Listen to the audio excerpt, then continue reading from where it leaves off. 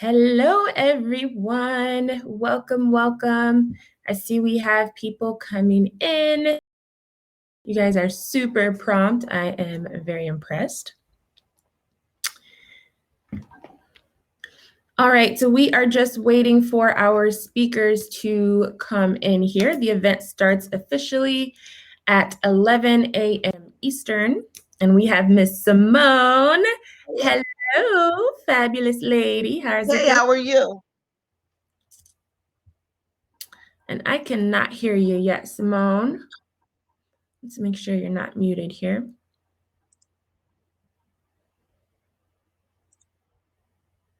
Can you hear me now? Because I'm... Still not yet.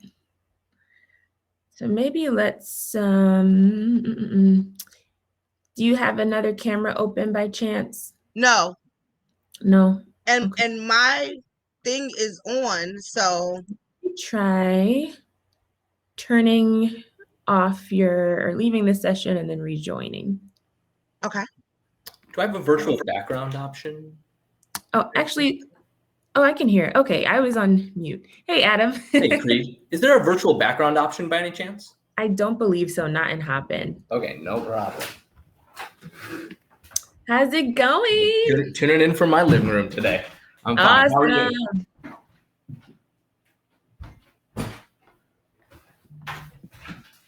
All right, hello everyone. I see some folks trickling in. Thank you for being here on time. We are just waiting for the rest of our speakers to arrive. The event starts officially at 11 a.m.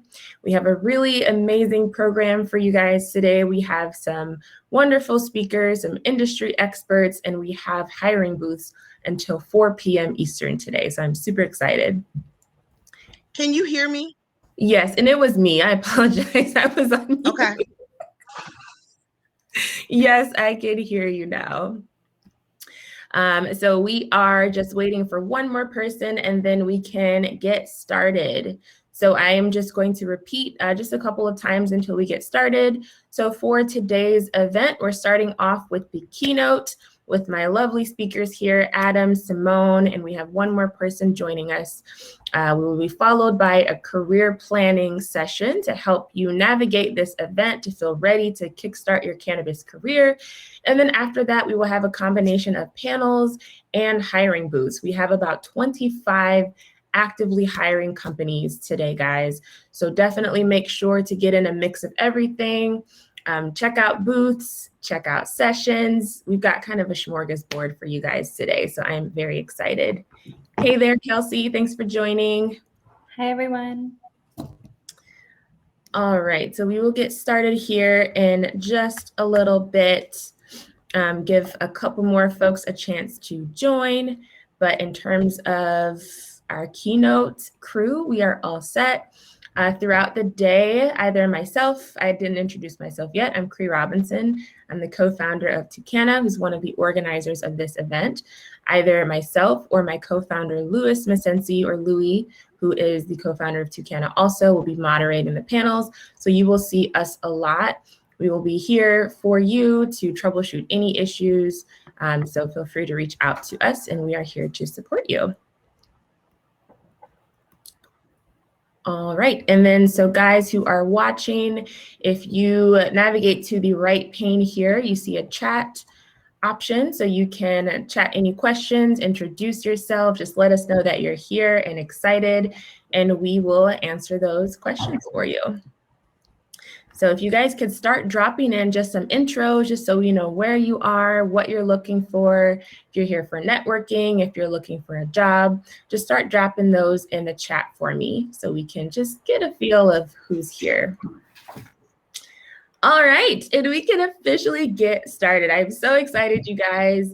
Thank you so much for being here and kicking off the panel, or kicking off the event rather.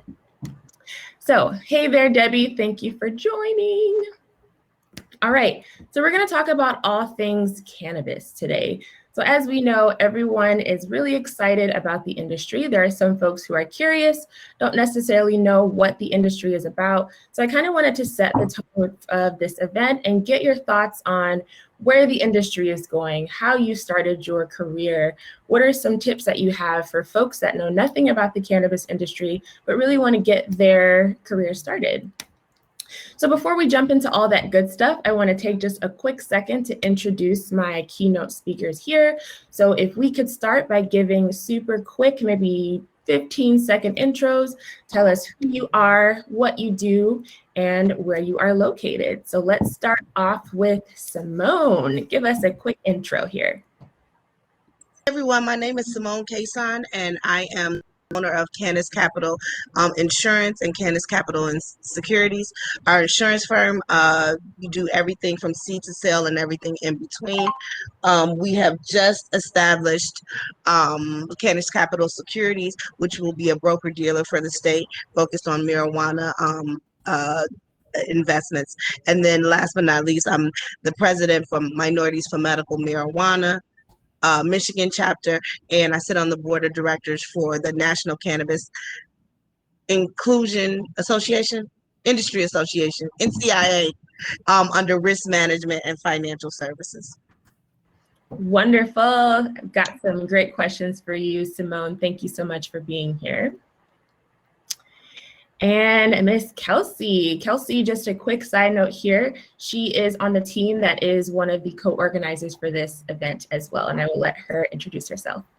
Hi, good morning, everyone. I am Kelsey. I am the head of community partnerships at Vangst, and our team focuses on building out people's careers in cannabis. So we partner with companies around the world to help build out their teams, and we work with candidates to help them find their either first role in cannabis or continue their career in that space. In my role at Vangst, I partner with all different types of companies, and I've had the pleasure of building out teams personally in 27 states and 5 countries. So really excited to be here, share some advice, and answer some questions. Woo, thank you, Kelsey. So for those of you who are new to the cannabis industry, if you just took a note of some of those stats, 27 states and 5 countries. So that kind of just speaks to the global aspect of cannabis and how fast it's growing. So thank you, Kelsey, for that. And Adam, give us a quick intro. Thank you so much, Cree, and I'm glad to be here with Simone and Kelsey. I'm the director of sales and client relations at 6 Labs, a licensed operator up in Chesaning, Michigan. So we've got a cultivation and a processing. We produce some of the finest flower as well as solventless rosin products on the market. I'm also a board member of the Cannabis Certification Council out of Colorado. So we're working on organically grown standards for cannabis and highlight through a series of sustainability symposium best practices that we share with the entire industry on how we can decrease our energy use and be more sustainable. Awesome. Thank you so much, Adam. So we've got some impressive titles here, guys. If you took note, we've got presidents, we've got directors. That's pretty impressive. So I'm going to start with just kind of a general question for each of you, and then we'll get a little bit more specific. So like I said, you guys have pretty high levels in your careers at this point. What should be the first step in someone interested in entering the cannabis industry? How should they prepare? What is the very first thing they should do? And Kelsey, since you have some experience in recruiting, if you could kick us off and give us some tips there. Yeah, I mean, I think that everybody's path into cannabis is going to look completely different. And something that really is a good equalizer is understanding that no path is going to look the same. But what does come together in cannabis is that we all got in because we're passionate, we're ready to put that like extra effort in, and we're really committed to the plant. I think if you have some of those qualities, it makes the initial transition helpful. Of course, there's going to be a lot of specifics that come into play based on the role that you're applying for, but that's going to be a much more specific type of answer based on the vertical that you're looking into. If you're looking to start a business, what type of license or ancillary business you're focused on. But really just the general insight that I give as a starting point is do your research, understand the regulations in your market, and then make sure that you're ready for the adventure, because it is not like another industry. You have to have grit, you have to have passion, and you really need to be ready to put in a little bit more than you've ever done in your career. Yes. And just quickly, Kelsey, for those who don't know, could you explain briefly the difference between a plant touching business and an ancillary business? Sure, happy to. So in cannabis, there's a lot of different types of opportunities and a lot of different types of companies. The best way to break it down is that there's two main pockets. You have your plant touching businesses as well as your ancillary businesses. In cannabis, every single business is going to have to fall into one of those categories in some capacity. If you are going on the plant touching side, you may be a retailer, a cultivator, a producer. There's a lot of different licenses there. Typically, those are going to have to go through a strenuous license application process in the state that you're operating in. Whereas on the other side, on the ancillary side, you don't typically need a license to operate. You're able to service all different types of businesses, whether they're plant touching or not, as long as you are not actually touching the plant yourself. Examples of different ancillary businesses, touCanna is a great example, Vangst as well. And then you see, of course, different companies like Metric, MJ Freeway, et cetera, that are all contributing to the success of our industry without actually being licensed plant touching businesses.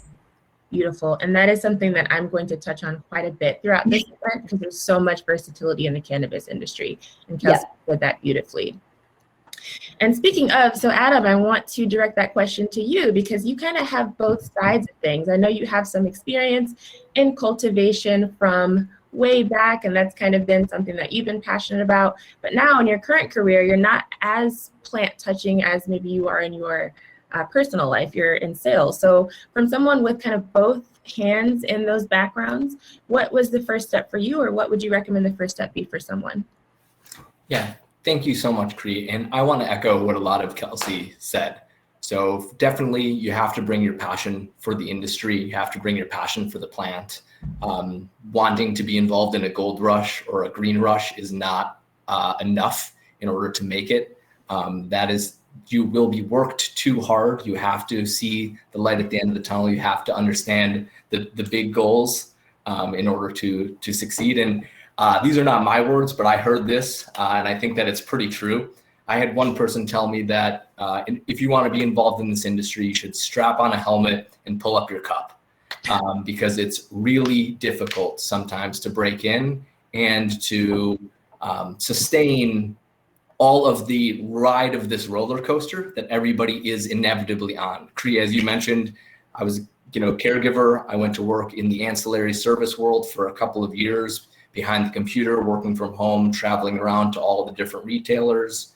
And now I'm in a position where I'm less touching of the plant, but involved with it every single day. And I would say that bring your passion, bring what you're good at. You don't necessarily have to reinvent yourself for this industry, but it's a multi-billion-dollar industry without legs to stand on. So if you bring something good from your past experience, from your past industry, bring that relevant experience to cannabis and help operators who may not have that background succeed, because they likely need your help too.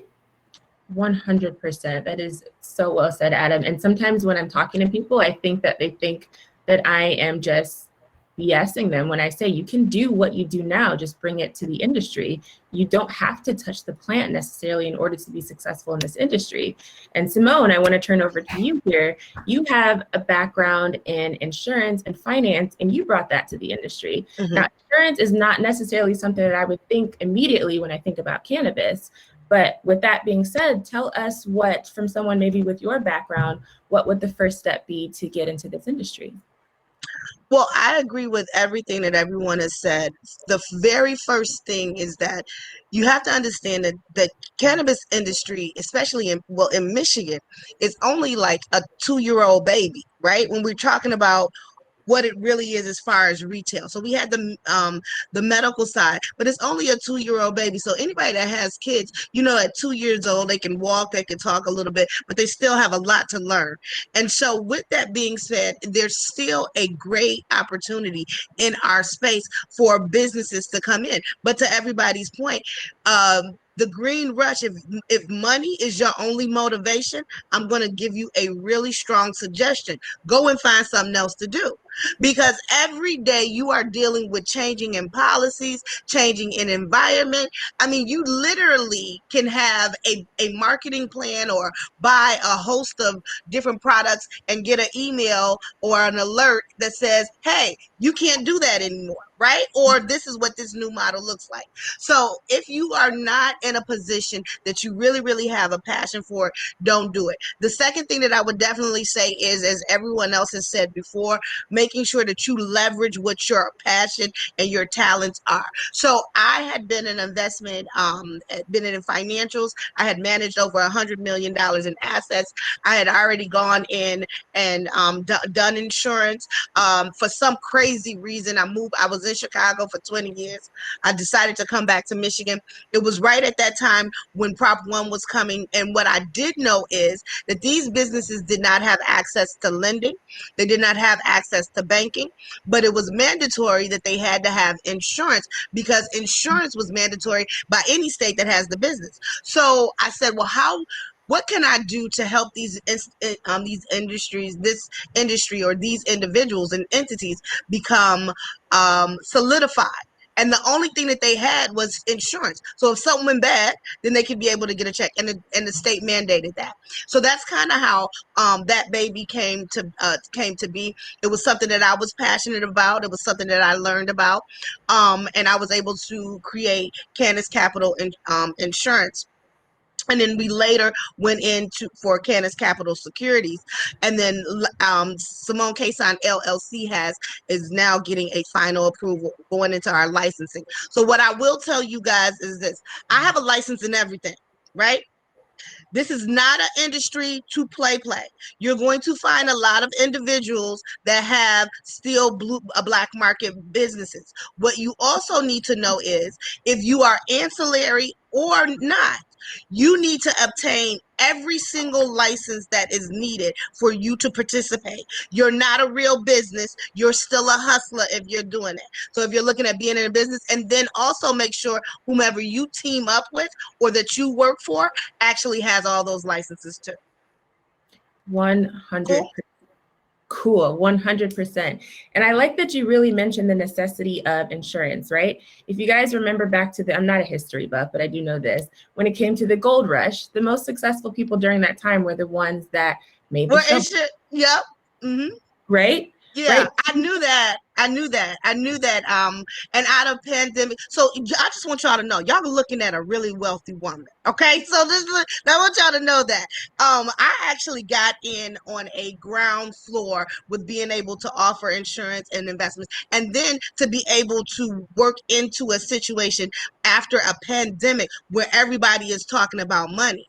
Like, I mean, y'all, I couldn't have made this any better, right? But it was my passion and my reputation that got me to where I am, right? So that's a big, big thing.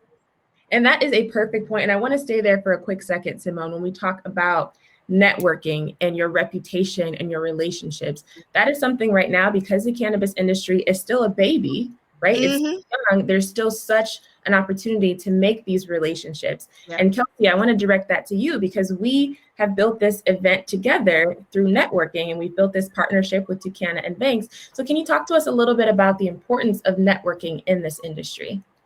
Yeah, I mean, in my business, your network is everything. And I think that in cannabis in general, you have to build your own community. This industry is built on community. And even though it's gotten so much bigger, it's still pretty intimate. People know each other. Even if you don't know someone directly, chances are you know the same people. And because of that, it is so essential to really make sure that you are doing your due diligence when you're going in with new partners. It's really essential to make sure that every interaction you have is genuine and professional. And it's important to always carry yourself with that professionalism as well. As you're building out your own network, that network is going to be who you rely on to be successful. I always say that, like, the brands that I support not because of the labels, not because of the terpenes in the product, not because of all these things, but because they're built by good people that I know, trust, and care about. And that goes a really long way. And that doesn't just go in the sense of I support them blindly. It goes in, I support them. I give them honest and caring feedback so that their brand can continue growing. If I hear that there is an opportunity for them to speak or grow, I want to give them that opportunity instead of just myself. And I think that building that network in cannabis is essential. And what I always tell people too is that you can start doing that even before you get into cannabis. There's a lot of ways to do it. You can start going to networking events. You can follow up with people. You can chime into different virtual events, such as hiring events or panels about cannabis. And right now, especially with the pandemic still looming over us, you're actually able to chime into almost any town hall or city hall that's going on in different cannabis markets. They're talking about cannabis legislation so that you could actually see that guest list, follow up with people who are creating policy in those markets, and build your own community. At the end of the day, if it weren't for my network, I wouldn't be successful in cannabis. It wouldn't lead me to where I am. So I absolutely recommend, even if you're not in yet, just start building that, follow up, and do what you have to do to start building that little network and community in cannabis even before you start. Absolutely. I cannot echo that enough, especially again, because the industry is still growing. It's still filled with really great, passionate people. So these are the folks that you want to make connections with now. In 10 years, can't promise that it'll still be that way. So right now is the time to get in. And Adam, I want to direct this next question to you, because I imagine networking in your relationships will probably have something to do with the fact that you have moved up the ranks throughout your career. I know you worked at a tech company. You're now the director of sales at a big company in Michigan. So can you tell us what you think contributed to you being able to move up the ladder? Yeah, thanks so much, Cree. I definitely bring my passion, but I believe that networking was one of those things that really, really helped me. So when I realized that I had enough passion and that I had some ideas that I thought that could help bring clean cannabis to more people who needed it, that allowed me to release myself from what I thought that I was going to be doing in my life and to really dive into this head in. And so I was able to travel to conferences. We've got a CannaCon conference coming up in Detroit at Cobo next month. Go to that. We have, there's Sensi Connects. There's meetings that are held on a weekly basis. There's speed networking. Do go to that. I've been able to find friends amongst all of these people that I've met, and we are all in it together, and we all are looking to elevate each other. And so when we have ideas, when we have projects, when we have collaborations that are possible, that's when the magic really happens. So the more people that you meet, the more people you know, the more people that you have, you know what they do, so that if you come across an opportunity, you can feed that off to them, because that all gets returned to you tenfold. But in order to really be a successful networker, get in and help make those connections for other people, even if there's nothing in it for you. That will go a long way to help proving your worth, and also you'll find that those opportunities come back. So that's been helpful for me. Always giving more than I expect to receive. I always say that there are more good ideas in cannabis than there are good people. So finding the good people out of all of that networking, finding the people who you align with, finding the people whose goals, passions, everything that you agree with, that is difficult. But put yourself out there, and that will definitely bring dividends and returns in your career. Yes. And I want to just say one thing that Adam really, really hit on the head. How do I say this in a nice way? We are in the legalized dope game. Okay. So with that being said, to Adam's point, it is very, very important for us to not just network, but make sure that we kind of do our due diligence on some of the entities that we network with. And that's not good or bad. What I want everyone to understand is that there are so many initiatives in this cannabis space. If we go from caregivers to social equity to corporations to states to all of these different, there's so many subcultures in our industry.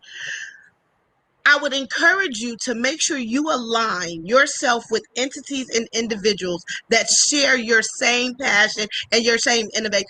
I don't care what it is. right? Because we're all here because whether it was medical that we really loved about it, whether it's because we just think that it should be expungement, there are so many different passionate people.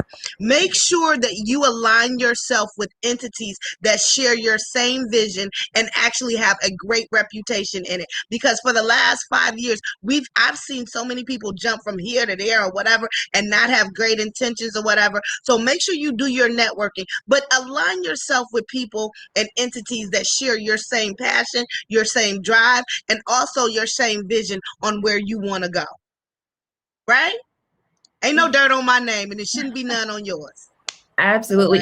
And Simone, I actually wanted to direct the next question for you, and this will be our last question before we wrap up. So given that networking is so important, and we've talked about our reputation and really doing your due diligence, can you tell us about a recent partnership that's developed as a result of your networking ability and, you know, how that's benefited you? Oh, yeah. Oh, I got so many partnerships. I do. I am not a lone ranger, right? So I have so many great partnerships. What I will say is I don't have to give a name yet, do I? I don't have to give it. Not at all. Okay. So I don't know if everybody knows, but I am the architect for the Michigan marijuana stock market, which is a stock market which will be a local stock exchange, which actually will be up next month, July. Well, we'll start July 14th. And so this was an idea. There is a mile bill, and I was on the social equity board for the MRA. Anyway, there are a lot of bills that are out there that we don't use. So I found some bills that were there, and I actually created a full stock exchange for the state of Michigan. So business entities that are in opportunity zones will be able to raise up to $1 million, and Michigan residents will be able to invest in them. Nobody has ever done this before.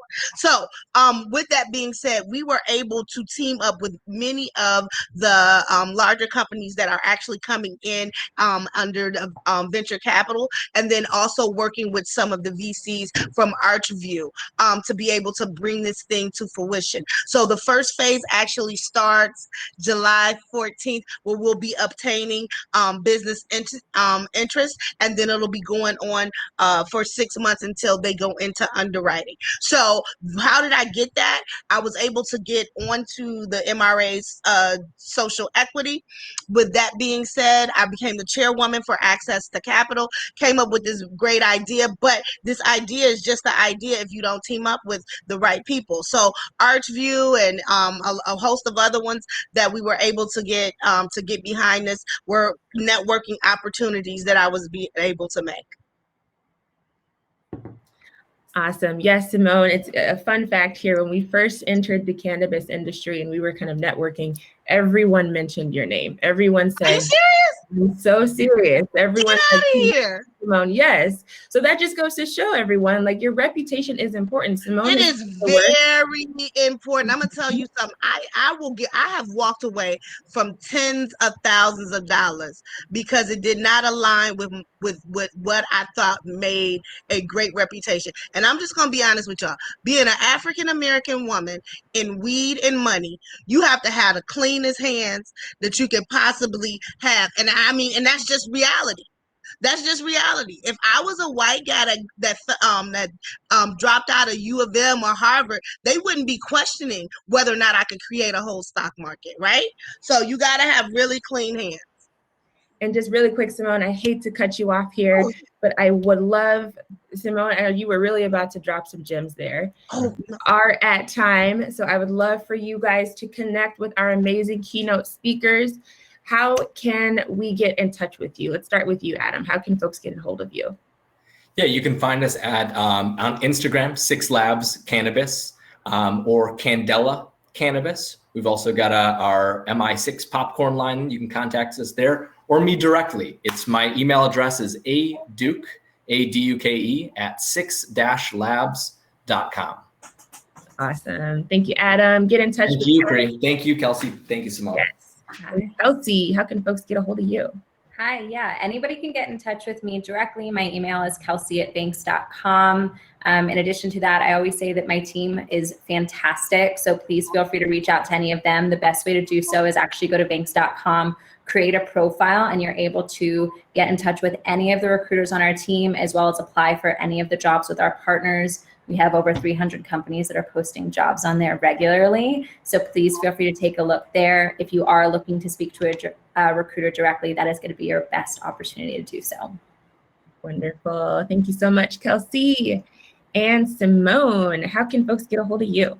Yep, the easiest way is Simone, and that's spelled with a C, Cimone. Last name Casson, Casson. You can follow me on Instagram, Christian Mingle, anything that you can possibly think of. You can find me there, Twitter or whatever. Please reach out to me. I love you guys so much, and thank you so much for having me.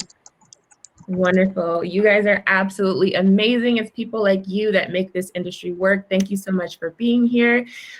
Some of our panelists will head over to the networking session. So if you guys want to connect with them, head over there. Otherwise, let's go over to the career planning session. So go to the sessions icon on the left pane here, and then we'll get started for our next session. Thanks so much, everyone. Great day, everybody. All right, take care. Bye, guys. Bye, Creed. Thanks so much.